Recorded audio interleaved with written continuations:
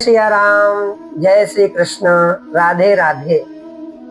आज के सत्संग के माध्यम से हम आपको श्रवण कराने जा रहे हैं। श्री पांडुरंग भगवान के बहुत बड़े भक्त हुए मनकोजी बोधला,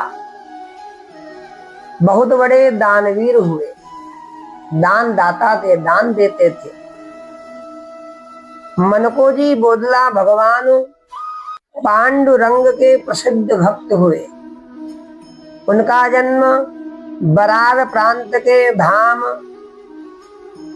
गांव में हुआ था। उनके पास धन की कमी ना थी। वे दीन दुखियों की खुले हृदय से सहायता करते थे। उनके हृदय में दया का सागर लहराता रहता था। वे सदा भगवान पांडुरंग से यही प्रार्थना किया करते थे कि हे प्रभु, संसार में कोई भी प्राणी दुखी ना रहे, किसी भी प्राणी को किसी भी प्रकार का कोई कष्ट ना हो,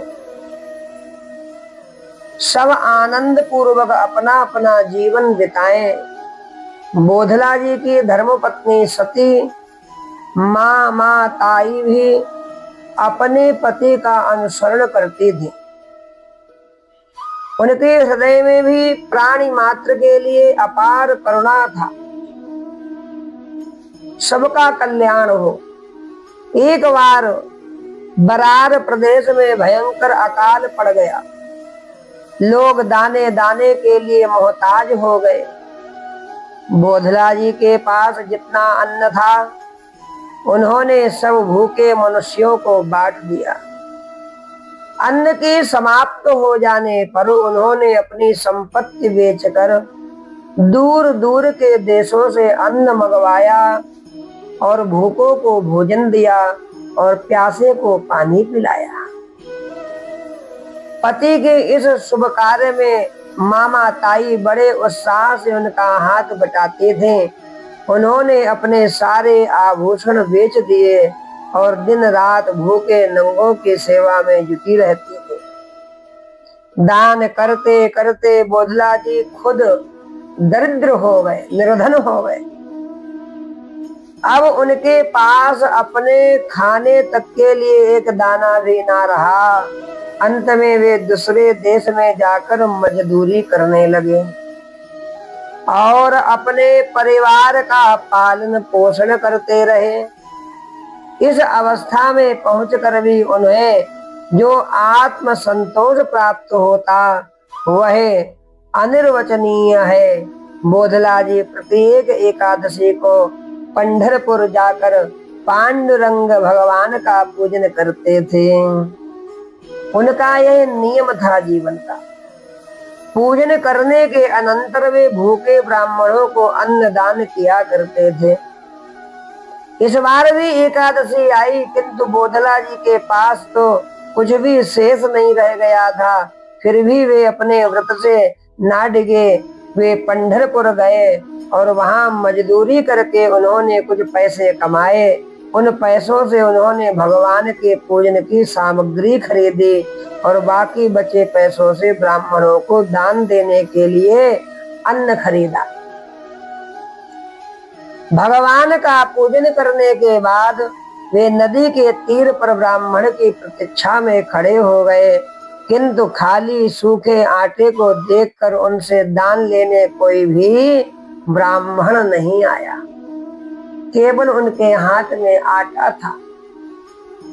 वे सोचने लगे, ठीक ही तो है, खाली सूखा आटा लेकर ब्राह्मण क्या करे। मेरे पास ना नमक है, ना तरकारी है, ना घी है, ना दाल है, ना सब्जी है।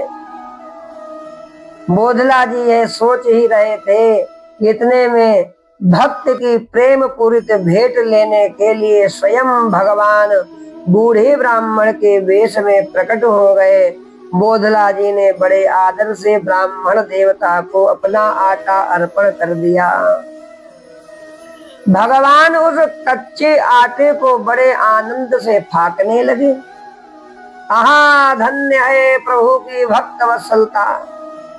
उन्हें तो प्रेम से अर्पित किया हुआ एक तुलसी का पत्ता ही बड़ा प्रिय होता है।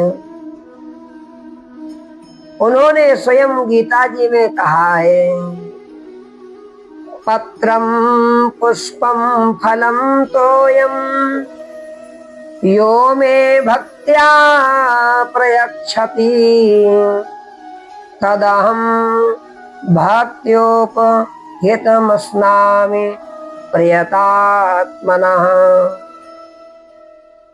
भगवान गीता जी में स्वयं कहते हैं कि भैया जो श्रद्धा से हमको पत्र पुष्प फल जल कुछ भी भक्त जो हमको प्रेम पूर्वक अर्पण करता है उसको मैं प्रेम से ग्रहण कर लेता हूँ।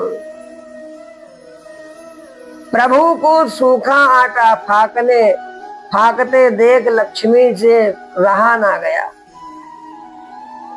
वे भी वृद्धा ब्राह्मणी का वेश बनाकर आ गई और हाथ जोड़कर बोले, देव यदि आप आज्ञा दे तो अभी यह दासी आपके लिए आटा गूंथ कर बाटियां बना दे। प्रभु ने अनुमति दे दी। बोधला जी झट से आग ले आए और बाटियां बनने लगी। जब बाटियां बन गई तो परम कौतुकी दयालु भगवान भी वृद्धा ब्राह्मणी बनी लक्ष्मी जी के साथ बैठ गए। प्रभु ने बड़े चाव से भोग लगाया। धीरे धीरे दोनों लोग सब बाटियां चट कर गए, केवल एक बाटी पत्तल में छोड़ दी। बोधला जी सुबह के भूखे थे। चलते चलते प्रभु उनसे कह गए, पत्तल में जो एक बाटी बची है उसे तुम खा लेना, यदि नहीं खाओगे तो मैं तुम पर अप्रसन्न हो जाऊंगा। बोधला जी ने ब्राह्मण के आज्ञा अनुसार पत्तल में बची हुई बाटी खा ली। उस बाटी के खाते ही पत्तल में दूसरी बाटी आ गई। यह देख बोधला जी के आश्चर्य का ठिकाना ना रहा। भूखे तो थे ही, उन्होंने वह बाटी भी खा ली। उस बाटी के खाते ही दूसरी बाटी फिर पत्तल में आ गई।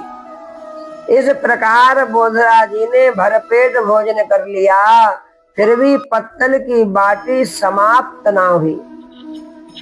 यह देख उन्हें विश्वास हो गया कि ब्राह्मण वेशधारी साक्षात प्रभु ने ही और माता जगत जननी ने ही मुझ पर कृपा की है। प्रभु का स्मरण करते ही उनके नेत्रों से आंसू बहने लगे। वे मंदिर में पहुंचे। प्रेमावेश में पांडुरंग भगवान की मूर्ति के समीप चले गए और चरणों में गिर पड़े। प्रभु ने प्रकट होकर उन्हें अपने हृदय से लगा लिया। तन पवित्र सेवा किए, धन पवित्र कर दान, मन पवित्र हरि भजन कर, त्रिविध होत कल्याण। इसलिए भगवान को भजो, भगवान को रटो, भगवान का दर्शन करते रहो, भगवान अवश्य कृपा करेंगे। जिस प्रकार बोधला जी पर भगवान पांडुरंग ने कृपा करी उसी प्रकार सभी के जीवन में भगवान कृपा करें। जय श्री कृष्ण। राधे राधे।